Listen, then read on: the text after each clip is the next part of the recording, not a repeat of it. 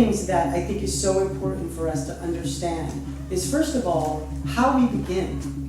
We get a specific text, and the first thing that we do is we start to try to make assumptions about a text before really breaking it down in a way that allows us to become really scrutinizing detectives to understand really what is the meat and potatoes of this specific text, this specific story, and this specific character. We have a responsibility, and that's to the text. The answer will always be in the text. Always. That's all you have. That's what you serve. And then when a director's there, you serve the director's interpretation of the text. And hopefully you're working with a director that is serving the play. As you start to really go on the scrutiny of what the text gives you, then you can go on the process of interpretation. Already be exercising your work as professional actors so much that the starting point is where most people it takes them weeks. It's because you're exercising your craft to know this is what I'm doing, this is how I do it. And then there's a velocity of a process. The reason why it's so important for us to exercise that so much, especially in this town, is because you don't have the luxury of a rehearsal process the most of the time in film. Theater you do depending on finances. You don't get what you get in theater. So what do? You do your process. As soon as you get to that set, you're looking at everything. You're starting to learn your environment. Your craft kicks over. But the problem is, most of us try to think about all the feeling, all the emotion, all that other stuff that stands in the way of actually what we're doing that gives birth to the authenticity of true feeling and true emotion within the extension of action. One of the things that you have, and what we talked about and what we left off with last week, is your authenticity and your skill and your craft to start to formulate character is a very strong sense of who am I, which really starts to formulate and exercise spine work, true character work that comes specifically from what the writer gives you, married to who you are, and finding that spine of that character in you. How do we do that without jumping to choices right away that fulfill an idea of how we think things are supposed to be, or how things are supposed to sound, or how things are supposed to look? Well, first of all, we have to go through the text and say, who am I? And if you remember, one of the last things I talked about last week was you starting to explore in your own life the honest question of who am I? To really be able to go on a quest to question in order to not know, but learn who you are. Because if you're not willing to learn who you are in your grit and grind, how the hell are you going to have the bravery and the imagination and the know-how to utilize yourself to give birth to character? We see actors trying to play an idea of what they think something is supposed to be, and therefore we only see a shell of something, and we don't see the life force, we don't see the soul. We don't see that thing that emanates through and from their eyes, and their heart, and their mind, and their thoughts, and their action. So we got to ask ourselves that question: who am I? And hopefully over the past week, you did start to ask yourself those questions, and you did start to become aware of who you are in specific circumstances, and the change of who you are based on the circumstances you're in and the relationships that you're in. Circles of who am I.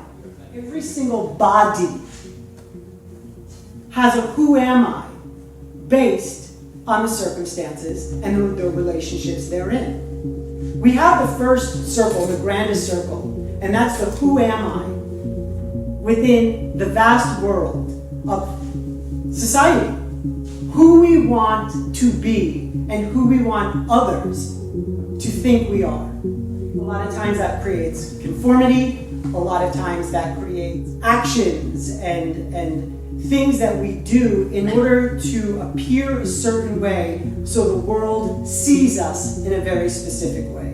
It's a very, very, very watered down version of the truth of who we are. And most of society settles for that. Because it's easy, it's risk-free, it's not very dangerous, and you become part of the herd, and you follow the shepherd.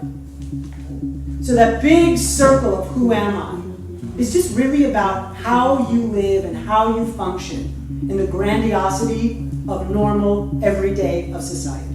Wardrobe informs your behavior.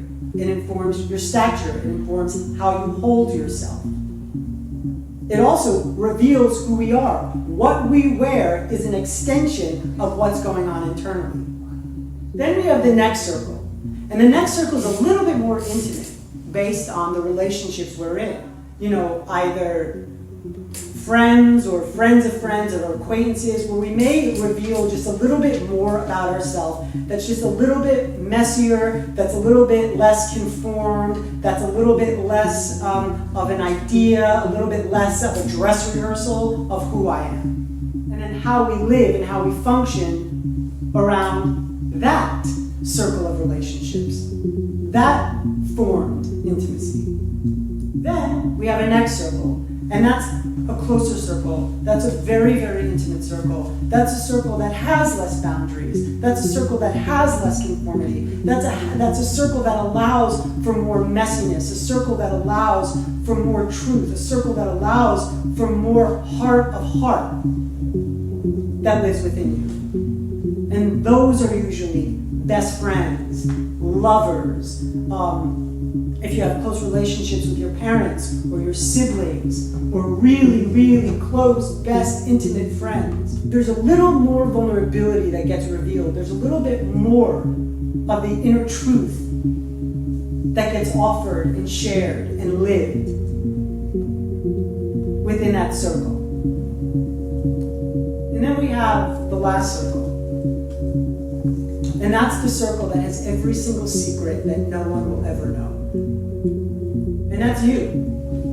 That's your most private essence. That's where every single private moment lives. That's where everything is pretty and ugly, messy and clean. It's your deep, darkest secrets, just as it's your brightest wishes. And every single one of us has that in us, where there's something about who we are that we don't share with the rest of the world. It's the intimate connection with ourselves. It's how we see ourselves and why we see ourselves the way we do. It's our greatest love. It's our greatest attraction. It's our greatest flaw. Our most horrific brokenness, our burns, our cuts, our bruises. But it's that who am I? And everything that is formulated and created that who am I historically, why it happened and how it happened, that then starts to inform how every single outer circle starts to get formed and why it gets formed the way it does. Where we start to adopt specific behavior and actions because somehow, some way, those behaviors or actions found a way to either hide or alleviate those things that are in our private essence that we have shame about, or a brokenness, or bumps, or bruises, or insecurities. And so we end up finding that thing that worked, that got us the attention that we needed, that allowed us to feel a little bit more connected, a little bit more a part of something, a little bit more of status, a little bit more of liberty and attention and goodness, that we start to adopt those things that start to function or create how we function in the world based on the relationships that we find ourselves in and then the circumstances we find ourselves in. not the idea, not the just playing of the action, but the reason why the actions are being taken. What within the intimacy of that relationship stimulates the need to execute a specific action in order to overcome the obstacle that's getting in the way of that thing that you need. As we start to explore the who am I, we also have to explore where am I? Because who I am depends on where I am, depends how I am, and then depends why I am. Specificity and particularization of environment demands you to know where you are. It demands you to know every single aspect of the environment, because every single aspect of the environment informs your behavior. Now, when we put this into words, it feels so scientific, it feels so heady, it feels so cognitive. Well, you know what? It has to be. Any great actor is going to say there has to be a scrutiny of why people are the way they are, so you can then find it in your body, in your behavior, that then fuels you and motivates you into action. But you've got to learn what creates you. And so you've got to build that internal world, because that internal world is then the thing that is responsible for something that precedes every single action. And that's thought.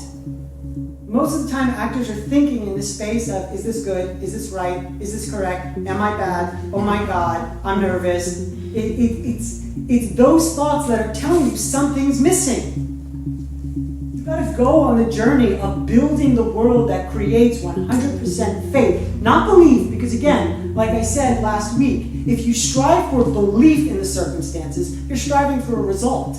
Because then you're determining your work as good or bad based on I believe this or not. Right? It's the same thing about feeling. If your work is dependent on if you're feeling it or not, then it becomes all about you and not about what's happening. Okay, if it's all about the feeling and all about the emotion, what happens when that runs out? What do you have? Zip.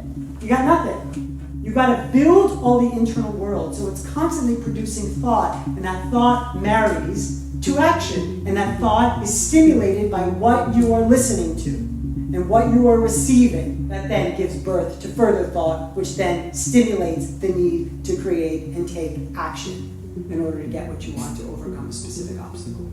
Everything about your own life is no different than what the character has.